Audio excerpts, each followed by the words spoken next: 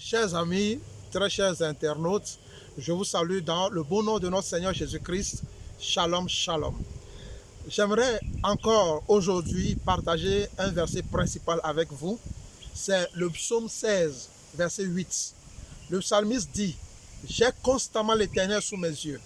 Quand il est à ma droite, je ne chancelle point. » Vous savez, nous sommes dans un monde où beaucoup de choses veulent nous faire chanceler. Mais Dieu nous demande de faire une chose, avoir les yeux fixés sur lui. Pas avoir les yeux fixés sur les nouvelles, pas avoir les yeux fixés sur les situations ou les problèmes ou les difficultés ou les défis en face. On n'est pas indifférent, on n'est pas insouciant, mais notre focus principalement est sur l'Éternel. C'est pourquoi il dit, j'ai constamment l'Éternel sous mes yeux. Quand il est à ma droite, je ne chancelle point. Alors, où as-tu tes regards? Est-ce que tu peux faire aussi l'effort de fixer toute ton attention sur l'Éternel? Comme les enfants d'Israël, lorsqu'ils ont quitté l'Égypte en route pour Canaan, la Bible dit qu'arrivé à un moment, ils étaient mordus par des serpents brûlants et Dieu a ordonné que Moïse fasse un serpent d'airain. Et quiconque aura fixé ses regards sur ce serpent d'airain conservera la vie.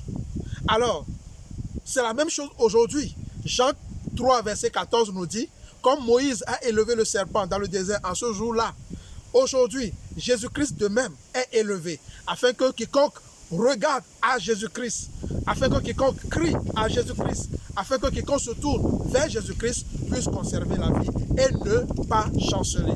Alors, juste considérons cela aujourd'hui, que Dieu nous appelle à fixer nos yeux sur lui. Et c'est comme ça que nous n'allons pas chanceler. Lorsque dans Matthieu 14, Pierre s'avançait vers Jésus-Christ, la Bible dit que les disciples pensaient que c'était un fantôme. Et Pierre dit, si c'est toi, Seigneur, ordonne que je vienne vers toi. Et la Bible dit que Jésus a dit, viens. Pierre s'avançait, les yeux sur Jésus-Christ, il arrivait à marcher sur l'eau.